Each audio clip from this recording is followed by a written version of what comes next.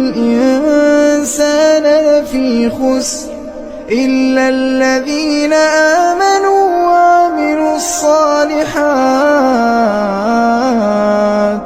وتواصوا بالحق وتواصوا بالصبر.